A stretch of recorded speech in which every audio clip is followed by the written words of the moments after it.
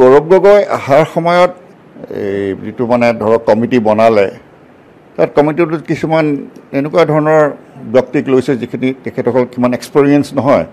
তেখেতে ন' ডাউট পাৰ্লিয়ামেণ্টত কেতিয়াও ভাল এটা দুটা ভাষণ দিছে, সেইটোৱেতো একমাত্ৰ লক্ষণ হ'ব নোৱাৰে যে এখন ৰাজ্যক আগুৱাই লৈ যাবলৈ কাৰণে লিডাৰশ্বিপ লৈ পেলাই আগুৱাই যাবলৈ সেইটো লক্ষণটো থাকিব লাগিব। আজি মুখ্যমন্ত্ৰীটো গোটেইখিনি লক্ষণ আছে। হিমন্ত বিশ্ব শৰ্মাই যিখিনি কাম কৰিছে আজি অসমৰ কাৰণে যোৱা কেইদিনৰ ভিতৰত যিখিনি কাম কৰিছে অসমৰ উন্নতিৰ কাৰণে কৰিছে নাই সেইখিনি কাম মই ভাবোঁ যে নিশ্চয়কৈ কৰিছে। সেইখিনি কি গৌৰৱ গগৈ কৰিব নোৱাৰিব নেকি? তেখেতৰ 15 বছৰ কালতো তেখেতৰ দেউতাকো ইয়াত মুখ্যমন্ত্ৰী হৈ আছিলে, কৰা দেখিছিলে নেকি আপুনি? মই দোষ নিদিওঁ তেখেতক, কৰাটো নাই। গৌৰৱ গগৈ মুখ্যমন্ত্ৰী হ'লেহে কৰিব পাৰিব, হ'ব কেতিয়া সেইটো এটা কথা নহয়। মই তেখেত মুখ্যমন্ত্ৰী হ'বলৈ মই ৰখি থাকিম নেকি যে তেখেত মুখ্যমন্ত্ৰী হ'ব আৰু মই তেখেতে কৰিব? তেতিয়া মুখ্যমন্ত্ৰী ডাঙৰীয়াই এবাৰ কৈছিলে মানে কংগ্ৰেছত যিটো এটা কালচাৰৰ কথা কৈছিলে যে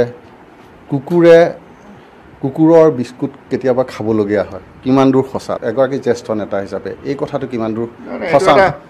এইটো সাংঘাতিক ধৰণৰ এটা বেয়া কথা হৈছিলে। এইটো আমাৰ মুখ্যমন্ত্ৰী ডাঙৰীয়াই সেইটো কথা ফেচ কৰিবলগীয়া হৈছিলে। আমি কিন্তু এইটো অবজেক্ট কৰিছিলোঁ তেতিয়াই আমি অবজেক্ট কৰিছিলোঁ এইটো কথা।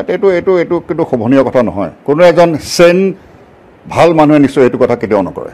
আৰু তেখেততো আমাৰ যিজন মানুহৰ লগত সেইটো আমাৰ যিজন নেতা এজনৰ লগত যিটো সেইটো ব্যৱহাৰ হৈছিলে সেইটোতো কেতিয়াও গ্ৰহণযোগ্য নহয় যোনেই নহওক লাগে, যোন মানুহে নহওক লাগে, সেইটো গ্ৰহণযোগ্য কথা নহয়। কুকুৰে খোৱা বিস্কুট খাবলৈ দিব নালাগে, খাবলৈ দিয়াটো সেইটো গ্ৰহণযোগ্য কেতিয়াও নহয়। সেইটো মানুহজনৰহে যে এটা বেয়া চিন্তাধাৰা বা বেয়া মনৰ মানুহ এজন সেইটোহে প্ৰতিফলন হয়।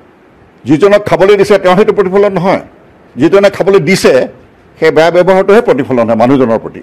শেহতীয়াকৈ দেখিবলৈ পোৱা গৈছে গৌৰৱ গগৈ অকলশৰীয়া হৈ গৈছে নেকি বাৰু?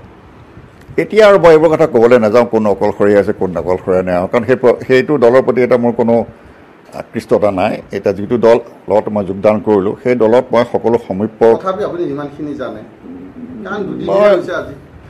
গতিকে কোন আঁতৰি গৈছে কোন আঁতৰি নাই যোৱা সেইটো কথাটো মই এতিয়া ক'ব নোৱাৰিম, কাৰণ মই মন দিয়া নাই সেইটো কথালৈ। আৰু এতিয়া মই মন দিছোঁ, মই সকলো ফালৰ পৰা আকৰ্ষিত হৈছোঁ। আমাৰ যিটো দলৰ মই আজি জইন কৰিছোঁ, মই যোৱা 17 তাৰিখে জইন কৰিছোঁ আৰু আজি আহি পেলাই মই আমাৰ জিলা কমিটিত আহি পেলাই মই নিজে সকলোৰে লগত চিনাকি হৈছোঁহি। গতিকে সেই দলৰ বিষয়ে কওক মই ক'ব পাৰিম, কিন্তু আগৰ যিটো কথা ক'লোঁ সেইটো কথা মই একেবাৰে মোৰ এতিয়া মন নাই ক'বলৈ। আৰু কাৰণ মই এনেইতো এটা 25 বছৰ কৰাৰ পিছত এটা দল মানুহেতো এনেই এৰি নাহে।